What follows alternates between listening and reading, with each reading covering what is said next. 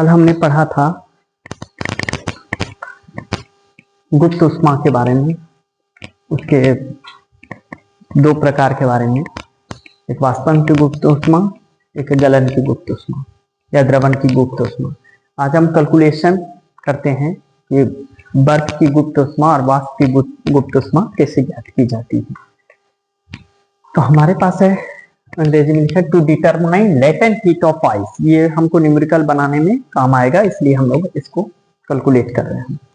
बर्फ की गुप्त ऊष्मा ज्ञात करना। हमने बताया था कि एक कैलोरीमेट्री होती है, एक कैलोरीमिति होती है, जिसको हम लोग ऊष्मा तापमापी के नाम से जानते हैं।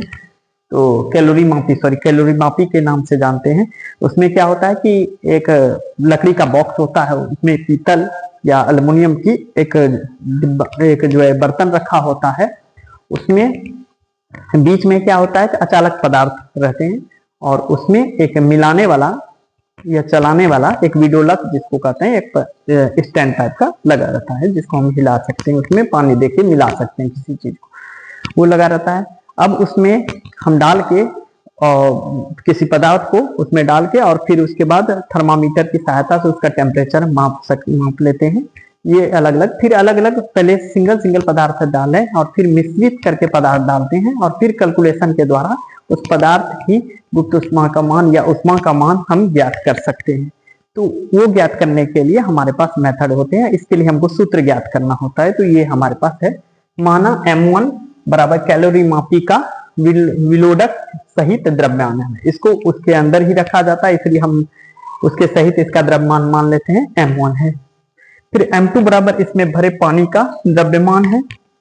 θ1 बराबर पानी का प्रारंभिक ताप है और θ2 बराबर मिश्रण का अंतिम न्यूनतम ताप है। अंतिम न्यूनतम ताप से क्यों कहा गया है कि जब हम मिलाए बर्फ को पानी के साथ मिलाए तो पानी के टेम्परेचर से बर्फ का टेम्परेचर कम था। अब जो मिलाएंगे तो पहले जो टेम्परेचर पानी का था, अब बर्फ मिलाने के कारण उसके टेम्परेचर में कमी आ गई, तो अंतिम न्यूनतम ताप हम मान लेते हैं कि मिश्रण का है। M बराबर कैपिटल M बराबर बर्फ का द्रव्यमान है। C बराबर विशिष्ट ऊष्मा है। अब जो मिश्रण हमने तैयार किया है उसका C विशिष्ट ऊष्मा है। अब हम मानेंगे L बराबर बर्फ की गुप्त ऊष्मा है। विलोडक प्लस कैलोरी मापी द्वारा दी गई ऊष्मा कितनी होगी, हम उसको अलग नहीं कर रहे हैं, वो कितनी ऊष्मा है M1 C θ1 θ2। ये पहले भी हम लोग याद कर चुके हैं इस तरह के इक्वेशन।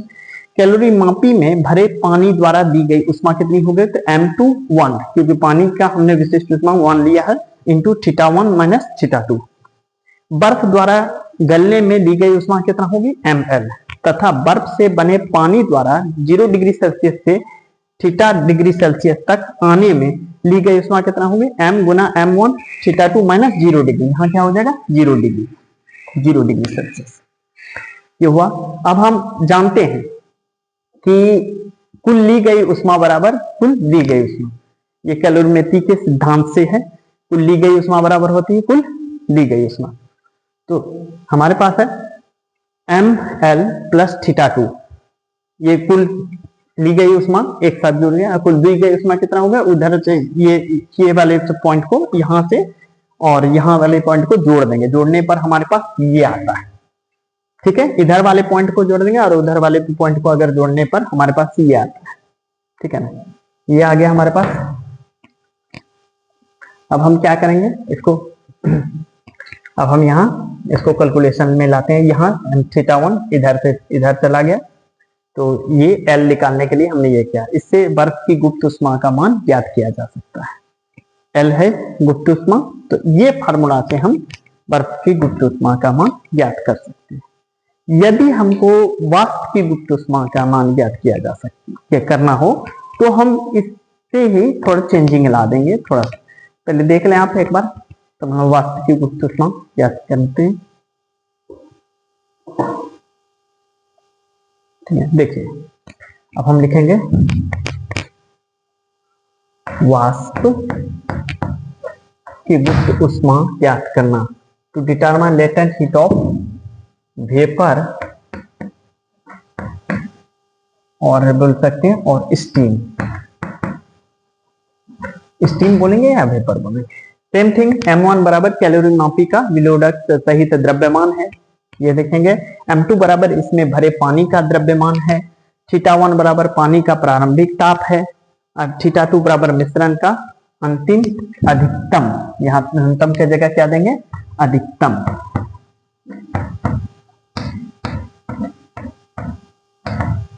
ताप है क्योंकि हम इसमें गर्म पानी मिला रहे हैं, इसलिए m बराबर जब बर्फ का द्रव्यमान है तो m बराबर, बर्फ नहीं लिखेंगे यहाँ लिखें m बराबर भाप का द्रव्यमान है, भाप का द्रव्यमान है। c बराबर मिश्रण की विशिष्ट ऊष्मा है। अब है l बराबर बर्फ द्वारा ली गई ऊष्मा है, भाप द्वारा। अब क्या दिखेंगे? भाप द्वारा। l बराबर भाप द्वारा, भाप की गुप्त ऊष्मा है, भाप की गुप्त ऊष्मा है। विलोडक प्लस कैलोरीमीटर द्वारा दी गई ऊष्मा होगा m1 से, सेम थिंग वही रहेगा। कैलोरी मापी में भरे पानी द्वारा दी गई ऊष्मा m2c, वो ठीक रहेगा, है ना, सेम टू सेम। हाँ, भाप द्वारा संघनन में दी गई ऊष्मा, बर्फ द्वारा है तो यहाँ भाप लिखेंगे, भाप द्वारा गलने में, यहाँ की जगह लिखें संघनन में, क्योंकि वहां भाप का संघनन हो, संघनन में ली गई ऊष्मा, भाप द्वारा संघनन में दी गई ऊष्मा, यहाँ ली गई ऊष्मा की जगह दी गई ऊष्मा हो जाएगा, दी गई ऊष्मा, सेम टू सेम ml ही हो जाएगा। तथा बर्फ से पानी, ये वाला पॉइंट मिटा के यहाँ लिखेंगे हम लोग कि भाप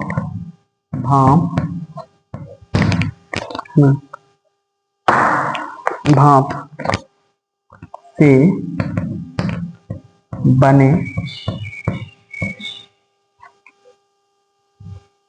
जल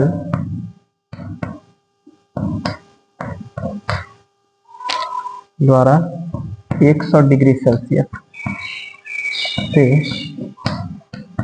θ2 डिग्री सेल्सियस तक ठंडा होने में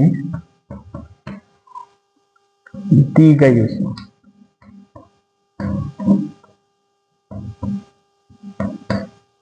तो कितना होगा?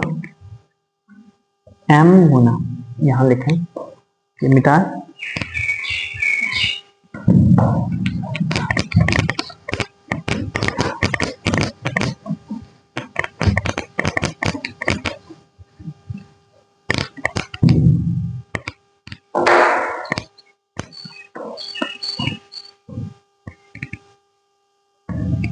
m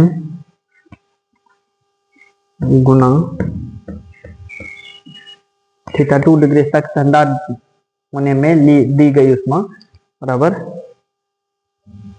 m गुना 1 पानी के लिए इंटू 100 माइनस θ2, ये होगा वहां थीटा माइनस 0 डिग्री सेल्सियस था, अब ये 100 माइनस θ2, चूंकि हम जानते हैं कुल दी गई ऊष्मा बराबर होती है कुल ली गई ऊष्मा।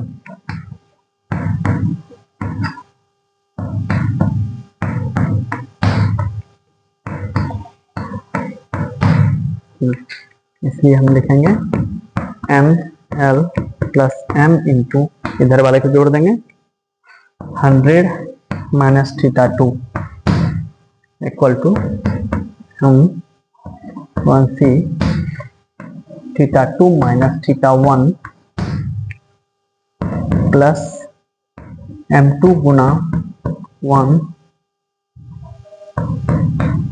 θ2 माइनस θ1, इसलिए L निकाल लेंगे जैसे हमने पहले ही निकाला था।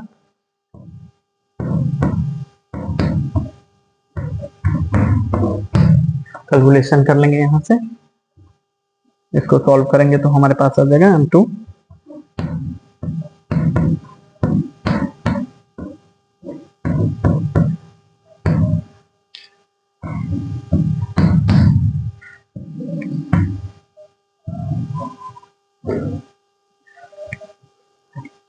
इससे भाप की गुप्त ऊष्मा ज्ञात की जा सकती है। से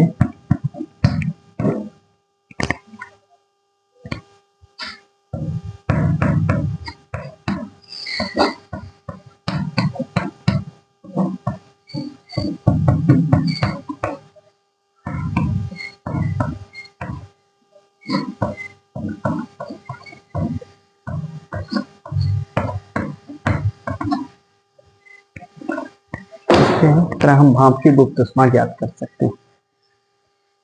आज इतना ही, कल फिर नया टॉपिक स्टार्ट करेंगे।